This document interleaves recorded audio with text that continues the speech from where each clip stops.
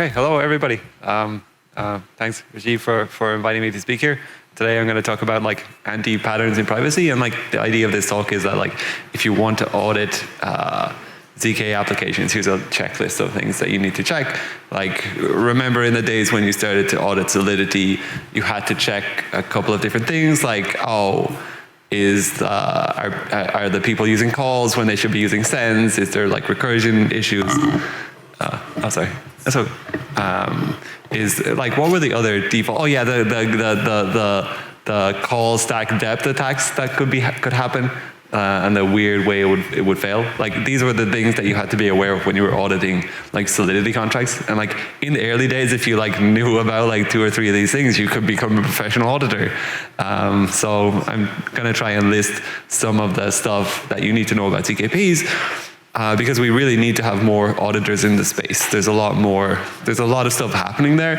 And I think that like the security, I think there's a lot of low-hanging fruit here that like decent auditing, like there's been some good audits already, but I think there's space for a lot more.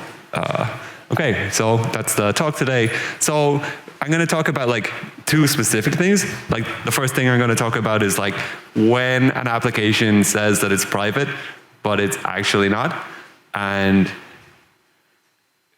like this is partially about communicating, and it's partially about like architecture of the systems. There can be some kind of basic mistakes that people make that results in like the users thinking that something's private, but it's actually not private, or even developers thinking that this is private, but it's actually not private.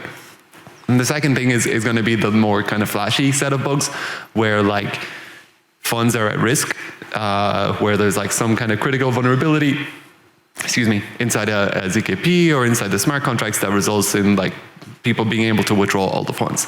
And there's a whole bunch of like fun things around this that are different from smart contract reviews, which is kind of fun. So that's what we're going to do, and let's go. So, okay, let's talk about like privacy on Ethereum today. So today, Ethereum doesn't really have any private applications. It's just like externally owned accounts, and you make transfers. Everything is public because everyone needs to check every transaction that's being made to make sure they're valid. So this means that you can basically connect all of the transactions together, and like there's some efforts to make Ethereum more private, and this tends to be like building smart contracts on Ethereum that have like a kind of a private layer. And this is like one example of this is Tornado Cash, but there's a couple of others. And like basically inside Tornado Cash, people deposit 1 ETH, and then they wait a certain amount of time, and then they withdraw 1 ETH again. And this way you break the connection between the deposit transaction and the withdrawal transaction. You break it with a zero knowledge proof. So when we're auditing these systems, we need to audit like the contract, the zero knowledge proof, and also the like, is this really private? Are the privacy guarantees here what we expect them to be? So let's have a look at some of the, like a definition of like privacy. The best way to think about privacy is that like, you can have things that are like completely private, and you've no idea, it could have been like one of the 6 billion people on the planet who did this. And this is like having like in that case, the set of people who could have done something are like 6 billion people. And that means your anonymity set size is 6 billion. But like in most cases, we don't want to have an anonymity set that big. For example, with Tornado Cash, when someone deposits, we want only the people who deposited to be able to withdraw, right? And we want to have an anonymity set of the people who deposited rather than the 6 billion people on the planet. Because if like anyone was able to withdraw from Tornado Cash, that would be a serious vulnerability, right? You could deposit 1 ETH, and then anybody would be able to withdraw that. So we need to limit the size of the anonymity set in some cases. And this comes into our like definition of privacy, that like you need to be part of an anonymity set, and you want that anonymity set to be as big as possible. Let me just give some numbers here. I can't really remember, but I think the anonymity set size of Tornado Cash for 1 ETH pool is like 6,000, and I think that it's for like for 1,000 DAI, it's more, I can't remember, it's like 60 or something. But yeah, the anonymity set size is kind of like important to be aware of. And this is what we talk about when when we think about this first attack, where it's like a set of one attack, right? So like imagine if I deployed Tornado Cash again, or someone deployed Tornado Cash again, and they deposited one Ether, and then they withdrew that straight away. Or they deposited one ETH and they waited a long time and they withdrew it. Like if nobody else deposits in that time, there's no privacy here, right? Because the anonymity set size is 1. It could have only been the person who deposited who withdrew. So this is the first like anti-pattern that you need to be careful about when you're thinking about privacy. Is like, who could have done this? And you can often calculate the set of people who could do it by like looking at like users need to be aware of this, and also smart contract developers need to be aware of this too. Cool. So the second like kind of like difficult thing that you need to be careful about is like who has permissions to deposit and withdraw. That like in some of these systems, like someone is able to like make blocks of withdrawals or make blocks of deposits. And often this ends up being like a single entity and it's not the Ethereum miners. We can't really let the Ethereum miners do this because you need to, like for Tornado Cash specifically, you need to have some gas in order to make the transaction. But like 99% of the time, you're making the transaction because you want to send Ether to a new address. And like if you had Ether in the address in that account already, it would kind of defeat the purpose. So we need to implement transaction abstraction, which means that there's a relayer in place. And like this relayer is kind of powerful in that they can limit the set of people who are able to make transactions, and they can kind of like fool the users into thinking that, oh, the anonymity set is actually really big, when they're actually censoring all of the other withdrawal transactions that people are trying to make. Okay, so another thing that we really need to be careful about is like where users get their witness data. And this is kind of stuff to do with like JSON or RPC calls and things. That if I'm using a private application and I want to withdraw the funds, I need to be able to get some data about the contract in order to make my transaction. And like who you request that data from is really important. So a lot of these applications will require users to download all of the witness data for everybody. They won't let you just download it for one person. And this is to maximize to maintain your privacy from the kind of person who's serving that data. And the attack here is that like, if I'm serving that data and people just come and ask me for like a specific piece of information, a specific user's exit transaction, I know that it's them who's withdrawing, right? So I can connect the deposit to the withdrawal. Like if the same person who deposited asks me for the transaction to withdraw, I can connect those two things together. Okay, so let me give you like a real world example of this. So like basically what happened was like a couple of years ago, this group of hackers stole this kind of like this software from people. And this group of hackers stole this software from people and they were trying to sell it online. So they originally put it up they had an auction where they said, if you send us some Bitcoin, we'll release the software.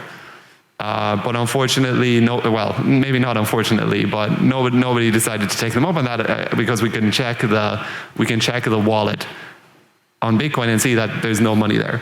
But they also soon after said, okay, if you can send us some money on Zcash, we'll also send you a copy of the software. And like this worked out a little bit better, we think, but we're not sure. And like, we think it worked out better because we did some analysis, or not we, but these people did some analysis of the Zcash privacy pool, and they used some of the techniques that we described to see that the price of the software was like $100,000 or whatever. And somebody deposited $100,000 into Zcash, and soon after, and then we don't know what happened, but presumably they sent that to someone because that person someone else withdrew that amount of money from the Zcash privacy pool. So we see something going in and something going out, and it's the exact same amount, and it's a weird kind of number. It's unusual for that sort of number to be going in and going out. So this led the people who wrote this paper to conclude that, oh, someone actually bought this software from these people because we can see a deposit going in and a withdrawal coming out, and the like anonymity set was really small at that time, so there was not really a lot of other people who could have done this. Cool. So those are the first set of like anti-patterns that we need to be careful about. The second is like where you have to be careful about like the actual privacy implications of something. The second set of things that we need to be careful about is like validity. And this is like something that the solidity auditing community is very used to. This is bugs in the contracts that can result in funds being removed. So let's take a look at some of the common mistakes that people that happen. And we can see that like these are relatively easy to check for when you're doing an audit. This can just be your like Circum audit checklist. You need to check these things. The first thing is that like arithmetic is different in the EVM and inside a ZKP. In the EVM, it's done modulo 2 to the 256. That's where numbers overflow.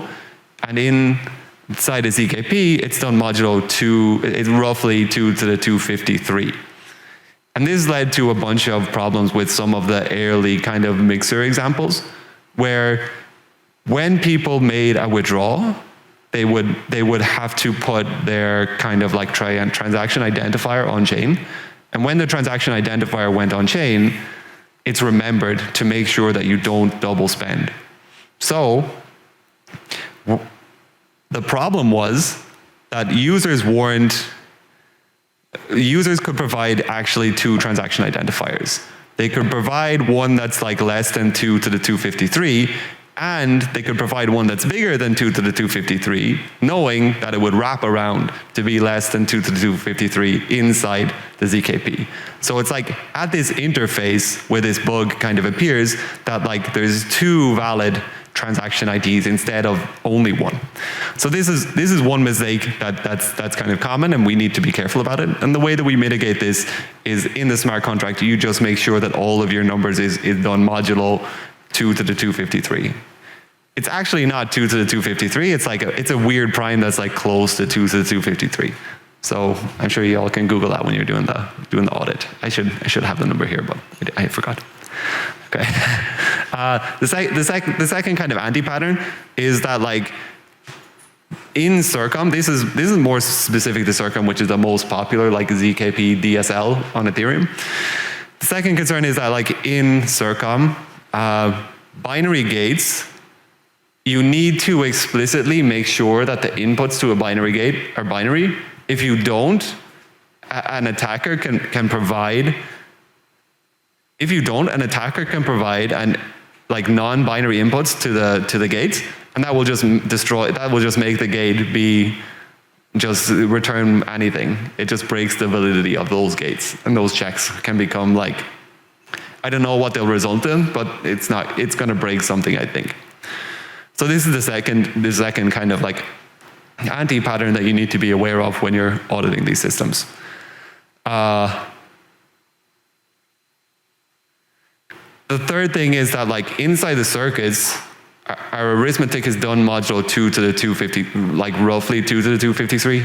And like inside Solidity, it's done 2 to the 256. And like Solidity developers, or like Solidity auditors know that like you have to be careful about underflows and overflows in your smart contracts. And that's basically the same in circuits. You have to be careful about underflows and overflows in your ZKP circuits. And this is something that you need to take into account when you're thinking about this. Another is just about, this one is just about like the Circum kind of syntax, that like there's two different types of notation. There's the one on the left with the underscores. There's one on the left with the underscores, which is with the hyphens, which is just like it's not binding, and there's the one on the right. Does this have a laser pointer? Yeah, these ones, the ones inside the brackets for people online, these are binding. So if you see people using these, that's bad. That means it's not binding. It's not actually enforcing something. These are enforcing, these are not. And like they're there to help programmers do really powerful stuff, but like it's super dangerous, and like 90% of the circum issues are going to be related to that. So that's another nice gotcha. This is for optimizations. It's just like using too many public inputs. There's some ways we can optimize it out, but this is also good stuff to include in your audit reports. I kind of think that like at the end of this, y'all are going to go out and do a bunch of ZKP audits, and I really, really hope that you do. And like you just have to write down this stuff. And like this is the audit report right here, just this slide.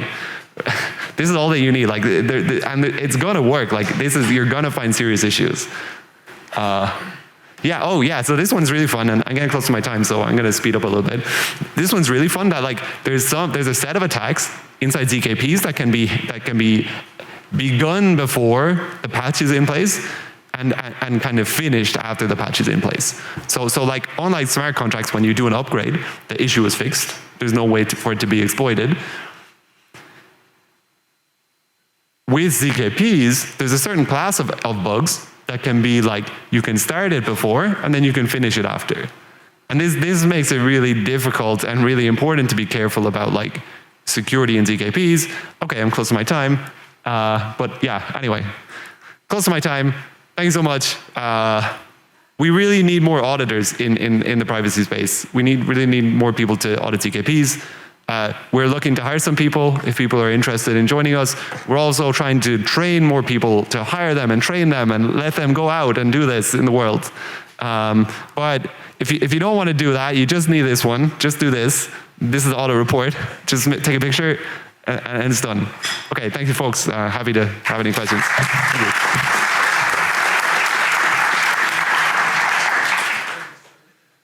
All right, thank you, Barry. So do we have any questions about privacy that we can take in public?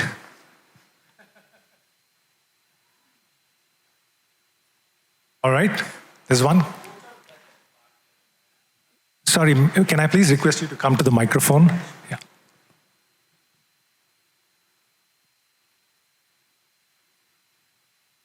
Could you explain, please, the type of bugs that can appear?